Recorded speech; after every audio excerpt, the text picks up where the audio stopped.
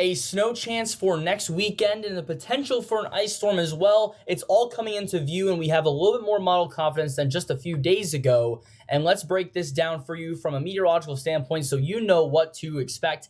Let's start off here with the overview. This is ensemble forecasting, taking a bunch of models, putting them together, averaging them out so we get rid of all those outliers and any sort of model bias. And it shows some moderate snow across areas of the plains into areas of the mid-Atlantic and Northeast, maybe even some ice in between. But let's kind of narrow down this forecast. What are we talking about? From the upper levels here, we're going to see a trough across the eastern United States. That's going to lock in some cold air, and a shortwave trough across areas of the central plains. That's going to be the main driver of this storm system. The one caveat here is that there's a decent amount of spread. There's 51 members of this ensemble. Each green line here is an individual one of those members, and the white line is the average. So some of these models are showing everything a little bit farther to the north, a little bit farther to the south. So that's why we're not going to be giving out specific details for where the snow is going to be and when, where the ice is going to be and when, but it does seem like we're going to see snow and ice somewhere in the eastern United States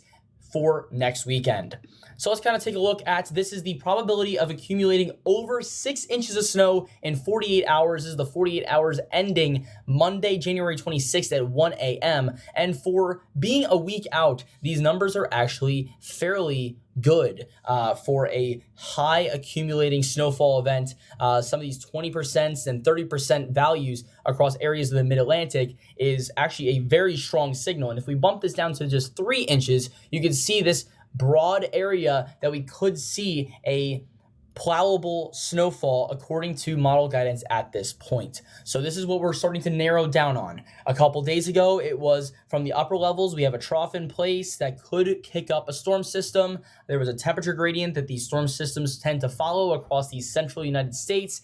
And now we're starting to see these models populate this snow risk into these ensembles. So these risks for higher accumulating snowfall are increasing with time as our model confidence exponentially decreases with time. As we get closer in time to this event, we're going to see these model run guidance start to tick up in percentage, as well as narrow down exactly where we're going to start to see these 3 to 6 inch amounts. Even some areas here could even pick up 6 to 12 inches. But at this point, I think the confidence in that is a little bit lower. Now let's take this to a different model run. This takes into account every single model that we have access to. And this is kind of what the National Weather Service uses here, the national blend of models. This is the probability of picking up 6+ inches of snow in 72 hours, the 72 hours ending at Monday at 7 a.m. You can see an area of the mid-Atlantic with over a 30% chance from a week out. That's relatively good, as well as an area here in the central plains. And I think that's due to a potential upper level low that a lot of our models are starting to show.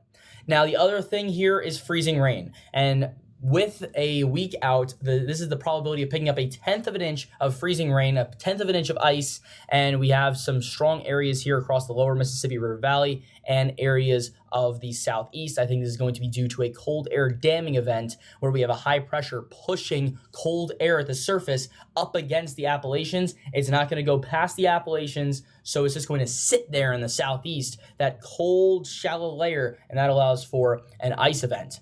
Now, you've seen a couple of models here that have put together a bunch of different runs. Now let's take a look at a few deterministic model runs, and I'll show you what they're looking at and why I think there could be some changes here. But I want to start out first with the European model.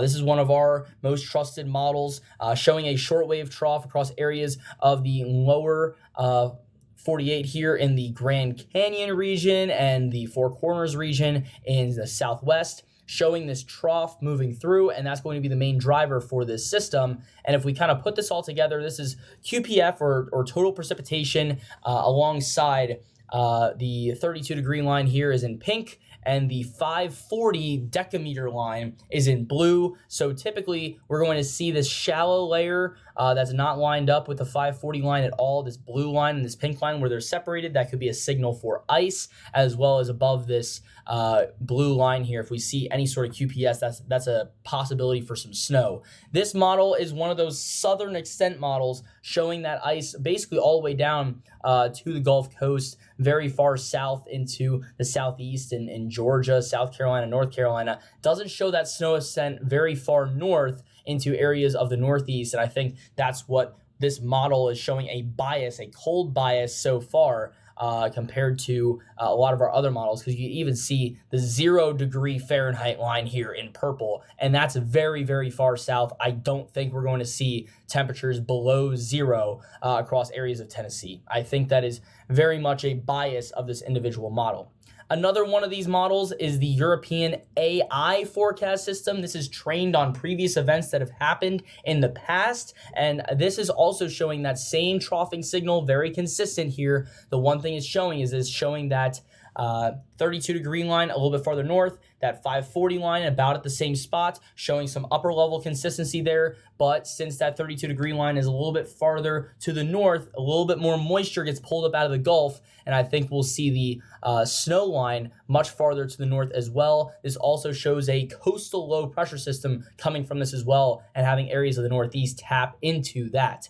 So those are a few of our models that we're looking at right now. If I had to give a diagnosis here, the fact that we're seeing some very high percentages right now across areas of the Mid-Atlantic, especially the southern Mid-Atlantic has the highest probabilities. That's going to be more of that heavy wet snow from what I'm looking at with our model guidance. And even though there's not a lot of models that are showing some snowfall accumulation this far north, if we do get moisture this far north, it'll be that light, fluffy snow here, like Pennsylvania, New York, southern New England. And that's why we could see some higher end snowfall amounts, and that's why the percentages here are fairly high. So that's what I'm looking at as of right now. We're going to have more updates on this throughout the week through both live streams as well as individual videos like these, shorter form videos as well of what I'm seeing, what I'm tracking with this storm system. But to end it all off, the main point here is that a strong signal is in place for a semi-major to major snowstorm, a semi-major to major winter storm